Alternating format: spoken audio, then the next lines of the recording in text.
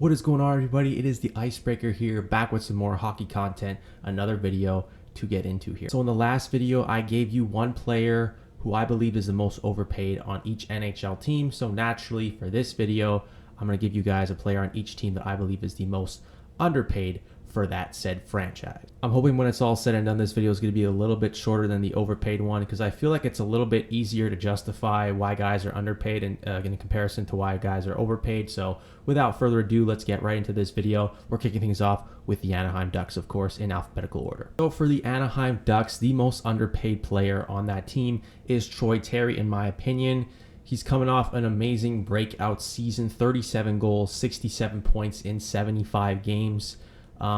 He's going to be part of that future on that Ducks roster, a very young and up-and-coming team, 25 years of age, probably entering his prime now with that amazing breakout season. He's making only $1.45 million against the cap, only 1 year left on his deal, so he's definitely going to get a massive raise.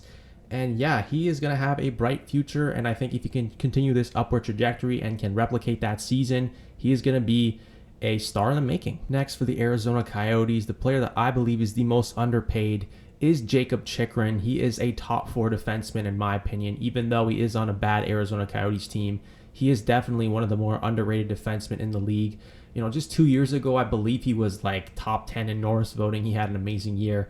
This past season took a little bit of a step back. He had some injury issues, and even when he was on the ice, his play kind of dipped a little bit on both ends of the ice. But, you know, at a 4.6 cap hit for 3 more years, I feel like that's pretty respectable for a guy who's still in his mid-20s and coming into his own and arguably entering the prime of his career now. I just think he has the potential to be a really, really solid top four defenseman for a very long time in this league. And although I don't think he's like super underpaid, at the same time, if a guy like Colton Parayko is someone I would compare him to, who's getting paid about $6 million, I definitely think Jakob Chychrun, there's definitely, there's more money he could have left on the table. I think he definitely could earn a lot more than what he's getting right now. For the Boston Bruins is a pretty obvious pick. I mean, if you ask me this question, who was the most underpaid Bruin of the last 5 seasons, I would definitely tell you Brad Marchand. But with that new deal that Patrice Bergeron signed for 1 year at 2.5, he's clearly the most underpaid player. I mean, a $2.5 million cap hit for a guy who's still one of the best defensive centers in the league, may go down as the best defensive center in NHL history. And he's still a number 1 center in this league. So, and he can hover around a point per game as well. So definitely 2.5 is a massive steal.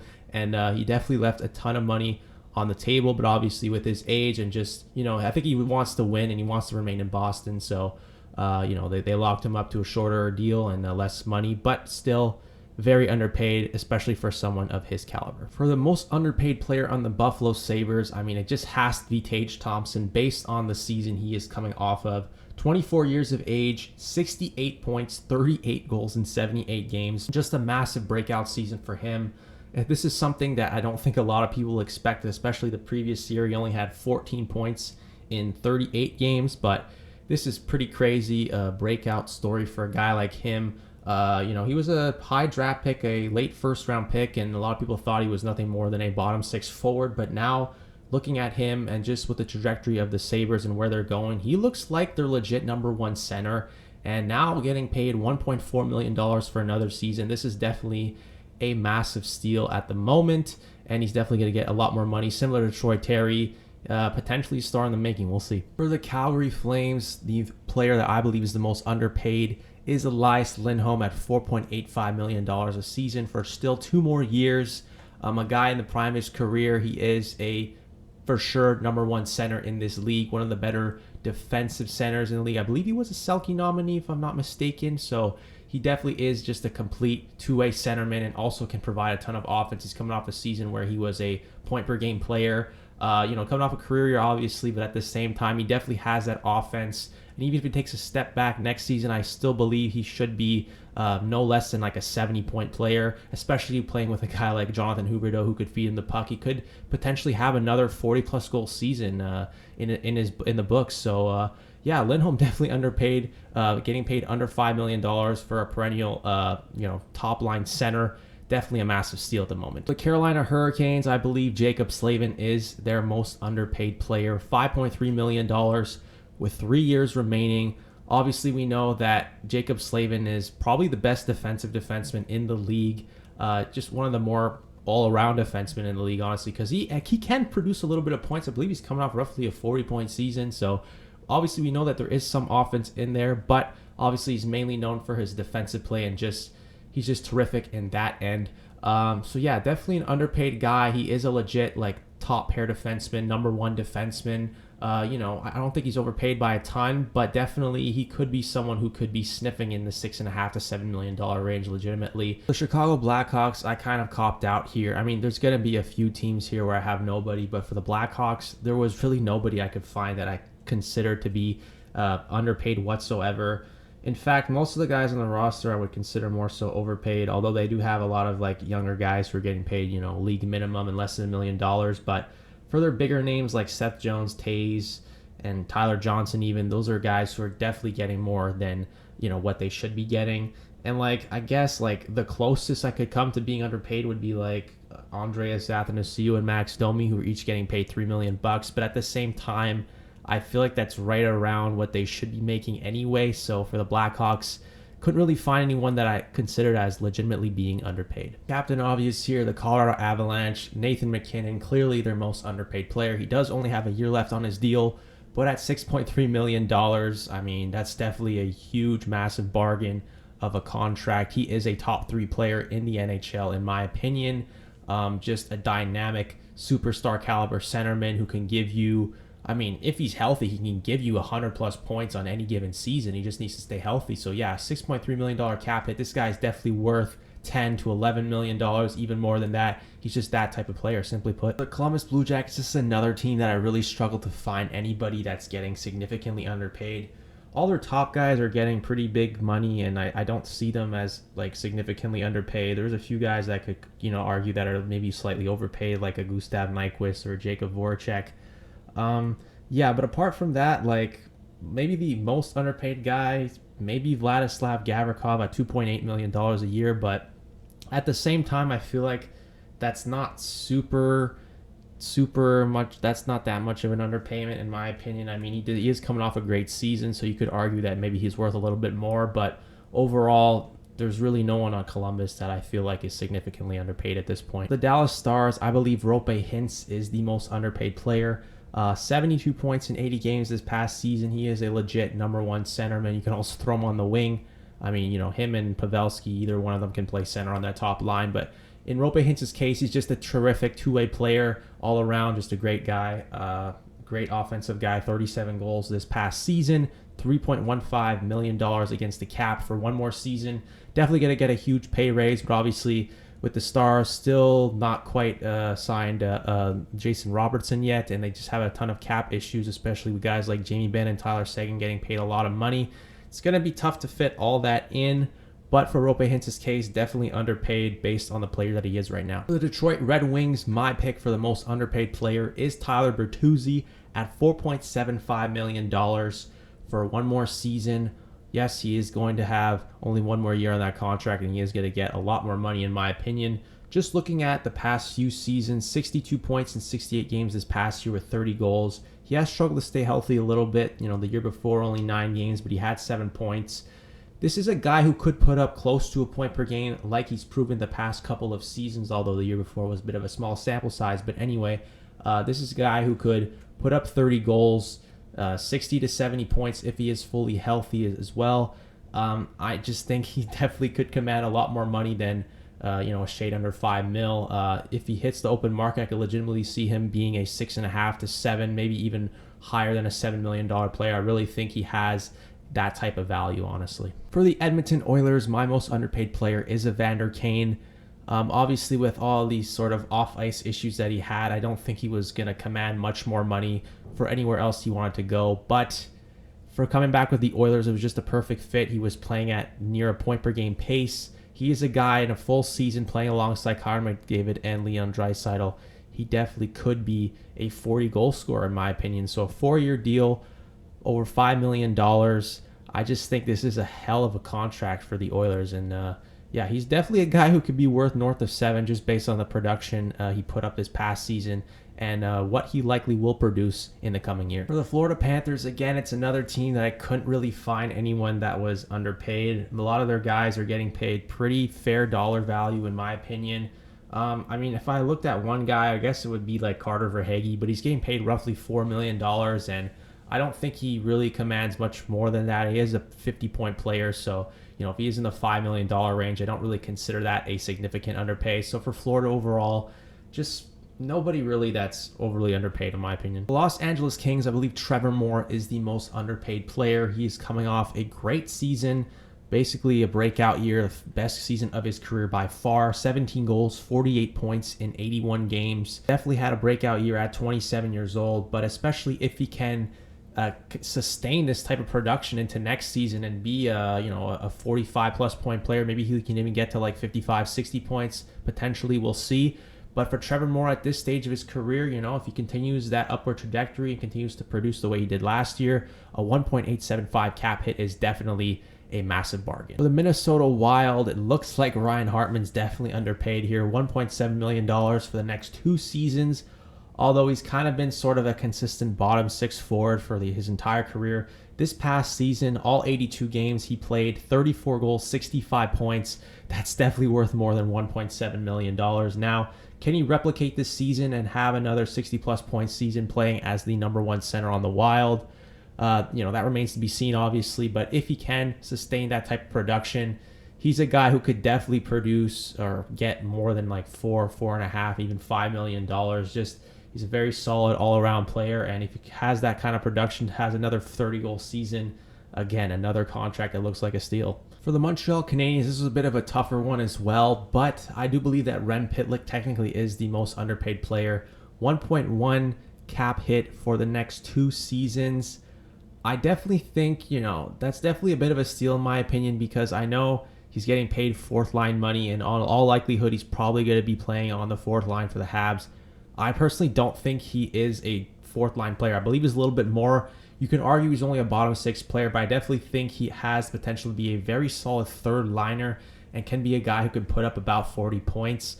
37 points in 66 games this past season would obviously suggest that he's capable of producing some decent offensive numbers. So definitely at $1.1 million against the cap, I definitely think he definitely could have at least doubled that type of money elsewhere. But, re-signing with Montreal, they don't have a ton of cap space. But yeah, he's definitely worth a little bit more than that, in my opinion. For the Nashville Predators, I believe UC Saros is extremely underpaid for a guy of his caliber. In my opinion, he is the 3rd best goaltender in the NHL behind Andrei Vasilevsky and Igor Shesterkin. So making a $5 million cap hit for the next 3 seasons, I think is quite the bargain, just for the type of goaltender he is, for the workload that he gets, how he consistently stands on his head and carries this Preds team game after game, and just, how high he ranks as a goaltender in this league. I definitely think he could command more than $7.5 million. He's just an elite level goaltender who can carry any team to the promised land and be very successful. And the numbers also back it up. He's definitely underpaid, in my opinion. For the New Jersey Devils, based off of the season that he just had, it appears that Jesper Bratt definitely is underpaid at the moment. 5.45 cap hit, only signed a 1-year deal. I think he's maybe betting on himself to get potentially a lot more money, because I definitely think he could have gotten a lot of money this season. 73 points in 76 games this past season. Was a bit of a breakout season. Maybe the Devils want to prove that he can sustain that and do that one more time and be that kind of productive player. But, if he's playing with a guy like Jack Hughes on the top line, those two had great chemistry this past season when they were both healthy, obviously. So, Jesper Bratt, obviously, just the way he produced this past season would suggest he's definitely worth a lot more than $5.45 million. He's definitely a guy who could be in the $7 to $8 million range. By next season. I would definitely book it. Unless a huge injury happens, he definitely should be commanding that type of money next offseason. For the New York Islanders, Noah Dobson clearly underpaid here. This was a bargain of a deal that the Islanders pulled off here. $4 million cap hit for Noah Dobson with 3 years left. I know it's a bridge deal, so he's definitely going to get paid a ton more, but he could have gotten a little bit more this offseason, obviously, if the Islanders, didn't have the cap space, but still, he's definitely worth a lot more than $4 million. He is already a 50-point defenseman coming off an amazing breakout season. He is a future #1 blue liner in the making. You can argue he's a star defenseman in this league. I definitely think he has a very high ceiling that he is really yet to reach. But yeah, $4 million for him definitely seems like a little bit of an underpayment. I definitely think he's someone who could command like $6 million at this stage of his career. But yeah, definitely could have gotten a little bit more. But still a very, very young player who's going to be an elite defenseman, in my opinion, down the line. For the New York Rangers, I honestly believe Igor Shesterkin is the most overpaid. Now, I know it's a little bit of a risk to pay a lot of money at goaltenders, Sergei Bobrovsky, Carey Price, stuff like that. But still, about $5 million, 5, 6, 6, whatever. That's a very weird contract there. But 3 years remaining. Igor Shesterkin, second best goaltender in the NHL. Really carried that Rangers team, especially last season. He is the backbone of that Rangers team.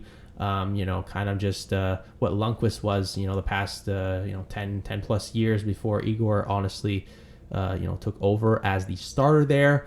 But yeah, he's definitely very underpaid just as someone of his caliber. He's definitely someone who could be like an $8 to $9 million goaltender when his contract is up. He's definitely could command that type of money just because of how important he is to that Rangers team. For the Ottawa Senators, their most underpaid player at the moment is Drake Batherson, and this is one of the biggest bargain contracts we have in the NHL right now.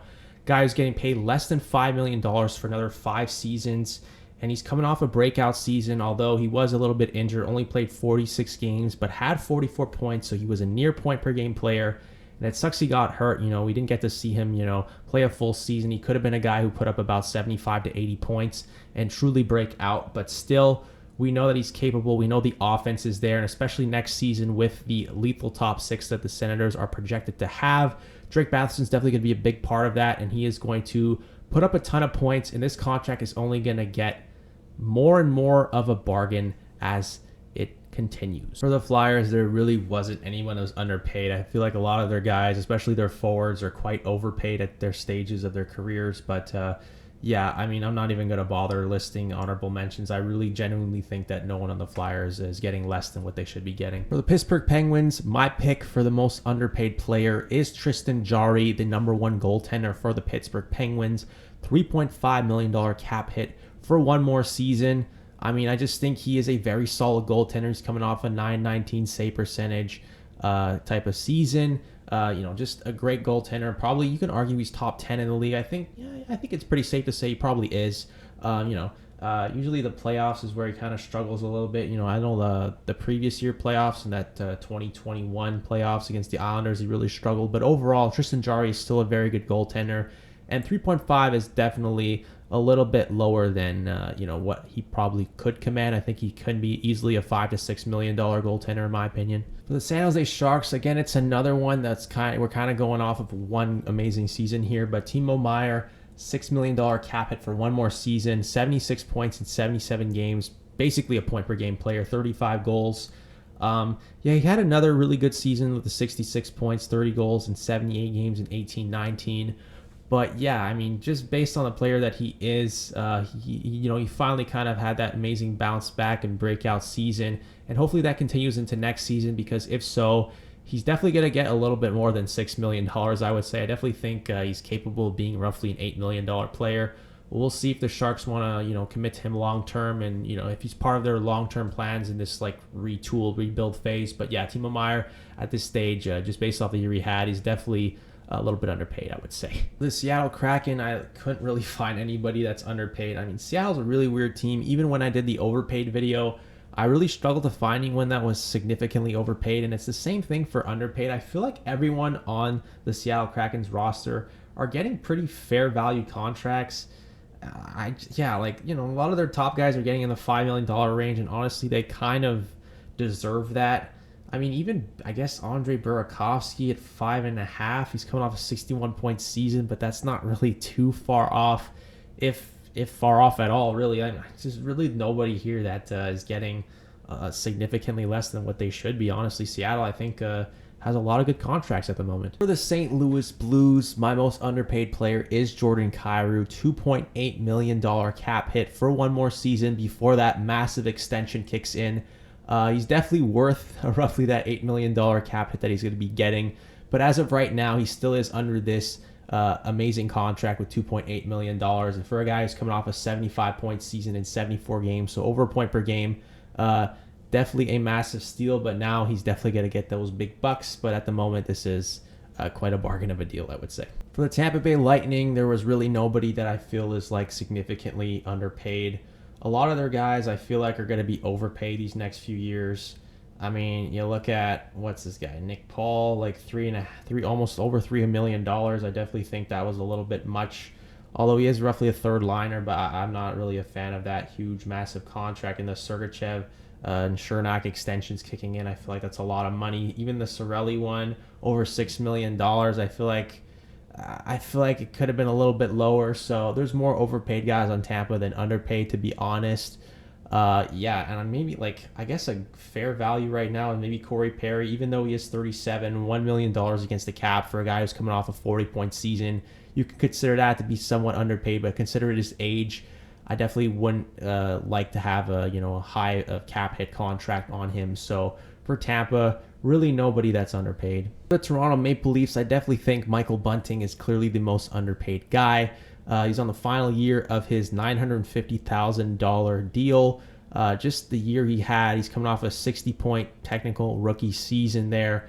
Just was a great fit on that top line, replacing Zach Hyman, and now playing with Mitch Marner and Austin Matthews. Just a very good fit there. Just a guy who had a really, really good season, really underrated season, and based on his production, he's definitely worth at least $4 million, I would say. I mean, we'll see if he can replicate that, but definitely, based on his production, like I said, massive underpayment there. For the Vancouver Canucks, I gotta go with JT Miller just on the contract that he has right now. The final year of his deal, $5.25 million against the cap.